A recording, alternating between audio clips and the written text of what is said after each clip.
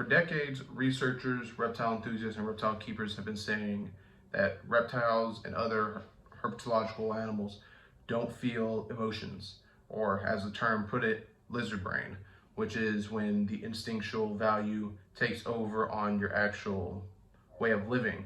That term has been used for humans and for all animals that conduct the same as the lizard brain. Well, today we're going to be talking about, do reptiles have emotions, and if so, how can we tell?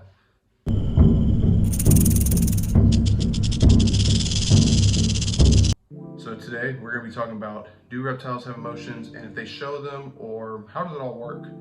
So for years, people have been saying that reptiles don't have emotions. Well, while that is true, reptiles don't have emotions like humans do. Humans have very complex emotions that help us have relationships, show anger, fear, sadness, happiness, while of course other animals may not share that same capability as we do. Some animals such as, monkeys, primates, they can show those emotions just because they have evolved to do so. But when it comes to reptiles, that is a different case. A lot of reptiles have been seen as just cold-blooded, heartless, and emotionless. But recently, there's been a lot of studies that have shown that reptiles actually do feel some emotion to an extent, and even certain species have been able to show love and affection towards humans, owners, and also their mates. A news article and study that came out by Lily Carey showed that reptiles do have some sort of emotion that far progresses what we have believed for the past few years.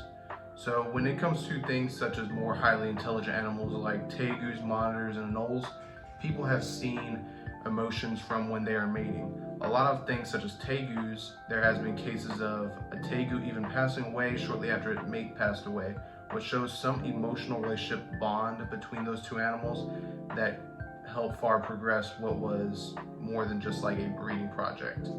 When it came to other animals such as, again, tegus and monitors, they did build relationships when they were comfortable with their owners, and to the effect of showing affection and lower heart rates when they do feel comfortable in their environment or when they're being handled or taken out. A lot of animals and reptiles, they do have the short or the small amount of emotion, such as instinctual things, fear, comfortability, anxiety, things of that sort, which are going to be based off of how comfortable their environment is.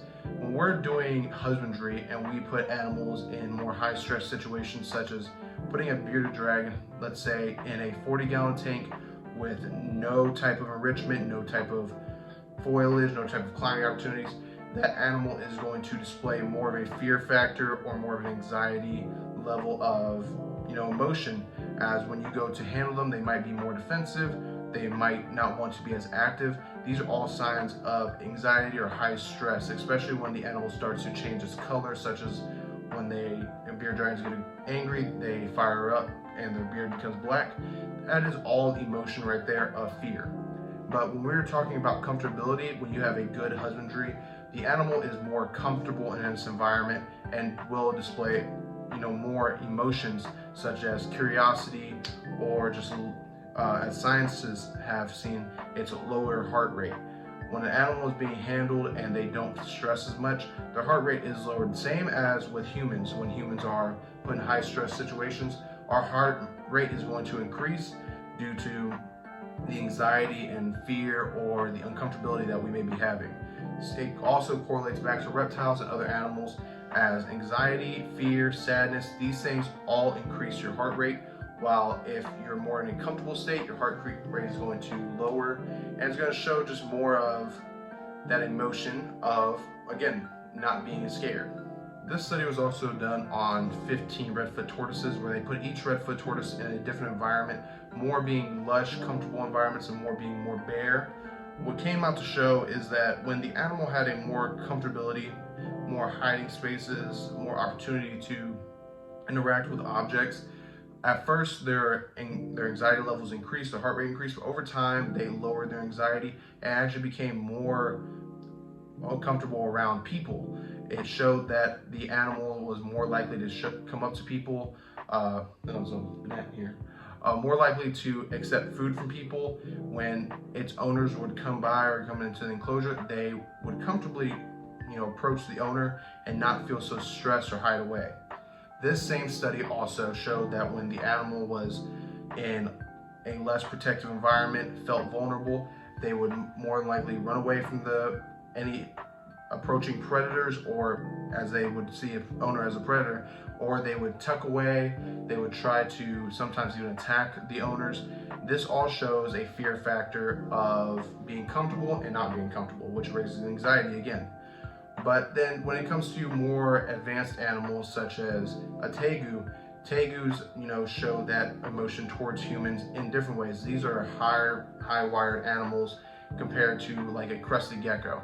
Tegus show a lot of emotions and are very intelligent. They can, they have been proven to show some sort of affection to their owners and to their mates. I discussed this previously in the video, but sometimes when these high-wired animals, tegus and monitors, are breeding, they do build some sort of connection.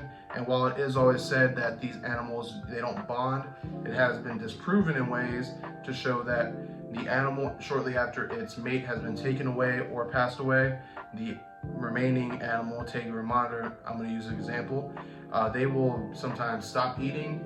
They will try to hide away for long periods of time. They will sometimes even pass away. In the wild, there has also been even research done of pairs of animals going away from their normal spots and being with each other for over 6 months and then returning to their natural or normal environment. That net is in my way and I can't get it out. But all these studies correlate to the reptiles feeling some sort of emotion and not just being this cold-blooded reptile that you think that you own.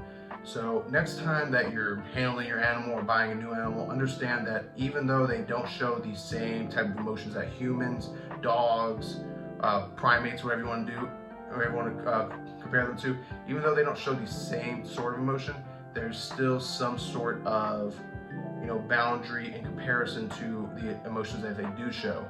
When I bought Marty, Marty is my tegu if you don't know.